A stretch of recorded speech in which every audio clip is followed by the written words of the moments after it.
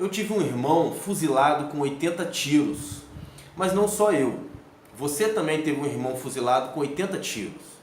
Ou você tem alguma dúvida de que aquele rapaz que foi fuzilado com 80 tiros no Rio de Janeiro pelo Exército é também seu irmão? Você já parou para analisar ou para avaliar as pessoas ao seu redor como seus irmãos?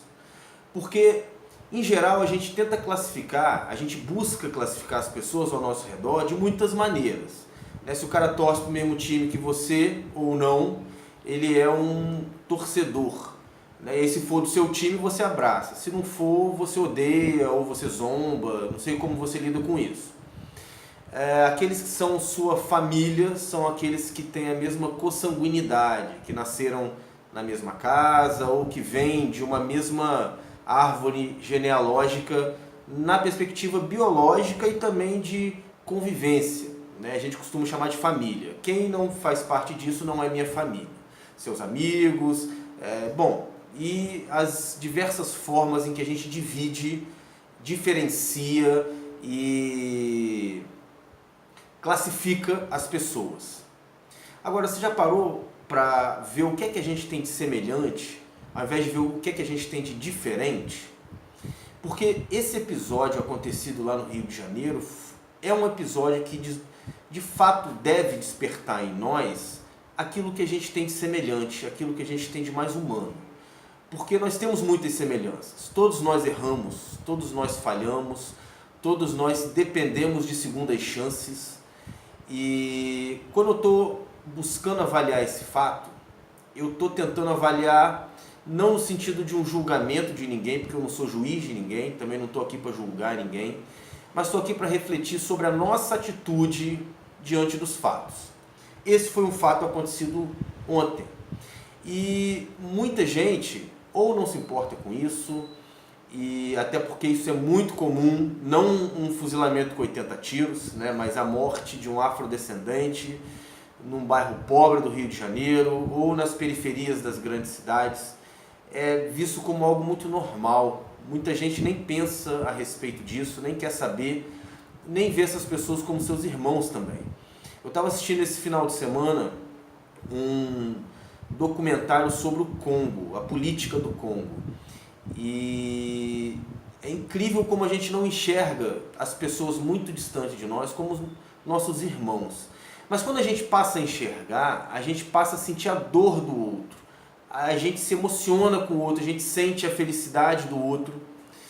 E eu acredito que o que nos torna humanos e o que nos conecta é essa capacidade de se colocar no lugar do outro, e que a gente chama de empatia. No entanto, a gente tem perdido completamente a nossa empatia. Tem um episódio de uma série lá do Netflix chamada Black Mirror, e eu não lembro o nome exatamente desse episódio, mas é um episódio que fala sobre as baratas, que eles acreditavam que existiam certos tipos de seres humanos que eram comparáveis a baratas, inclusive eram chamados de baratas. E um dos policiais que vai atrás dessas baratas, eles entram e matam essas pessoas, que eles chamam de baratas. E quando ele olha para essas pessoas, ele não consegue de fato ver o rosto daquelas pessoas.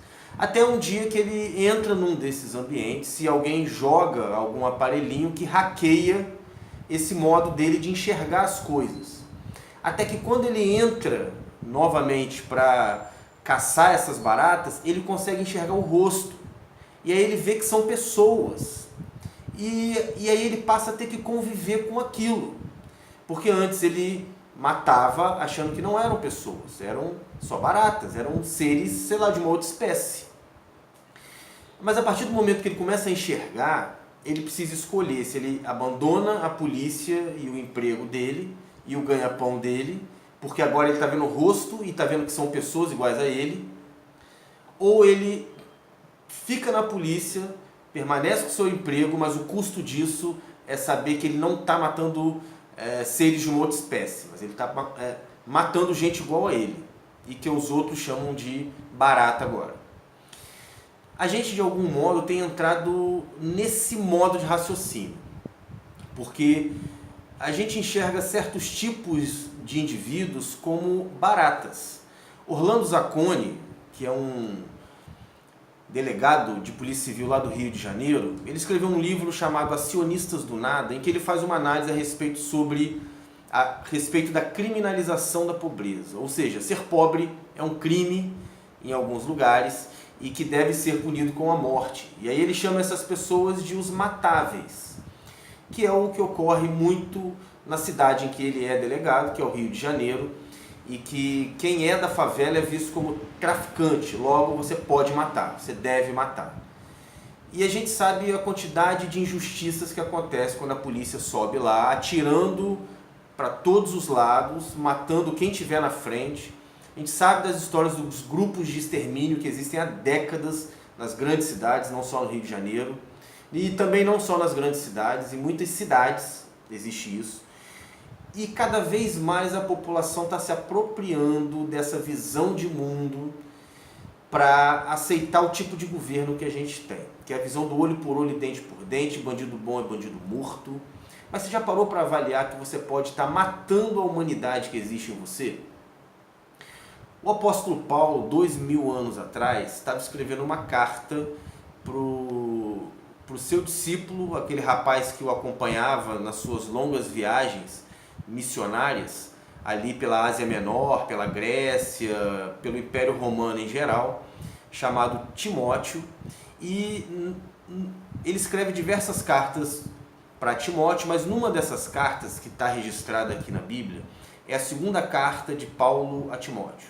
E nessa segunda carta, ele dá várias instruções a Timóteo, dá uma força para Timóteo no sentido de que ele tem que seguir naquele caminho, dá uma animada em Timóteo, fala de si mesmo como um exemplo para Timóteo, mas ao mesmo tempo ele é um cara muito centrado e ele se dá conta do tipo de humanidade que está se construindo, o tipo de indivíduo, o tipo de mentalidade que vem se reforçando dentro desse sistema babilônico que a gente vive. Na época dele era o Império Romano.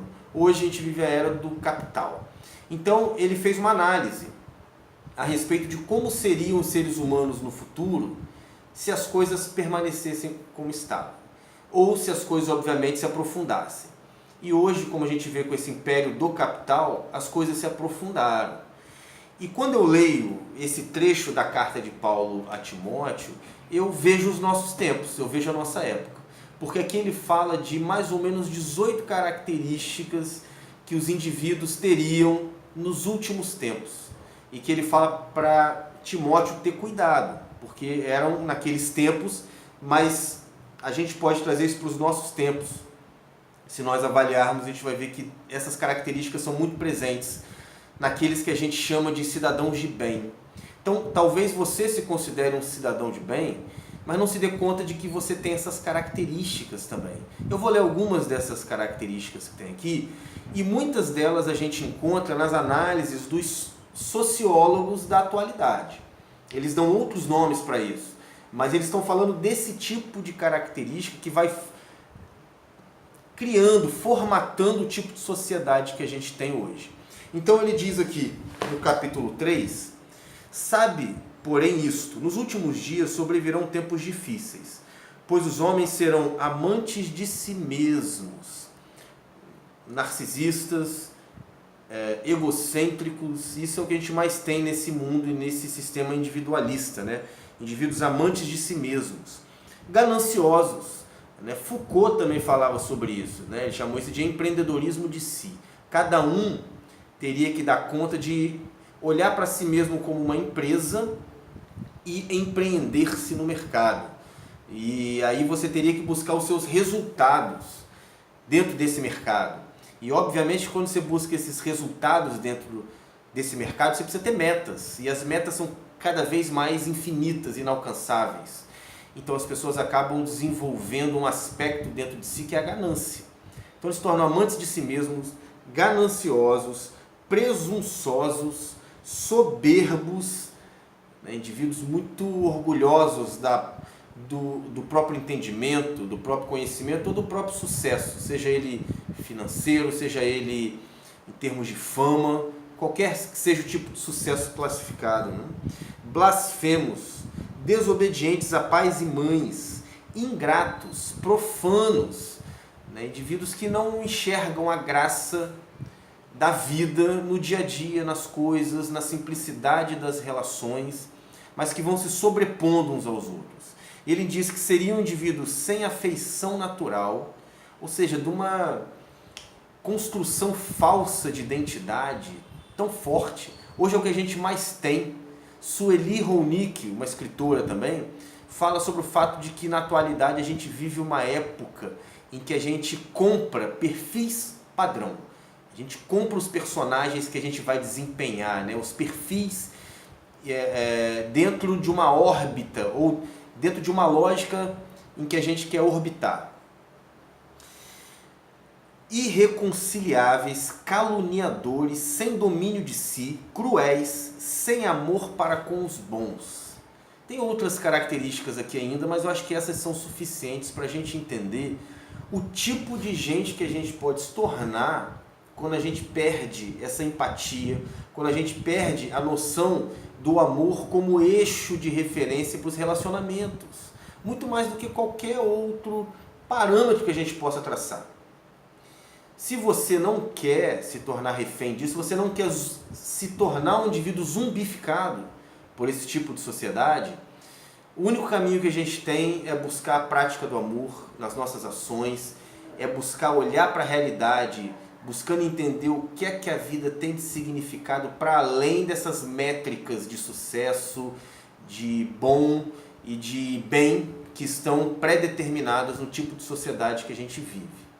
Se essa reflexão serviu para você, se inscreve no canal, aciona o sininho para receber as notificações, envia para alguém se você achar que essa reflexão pode ajudá-lo e daqui a pouco eu volto com outras sementes de reflexão.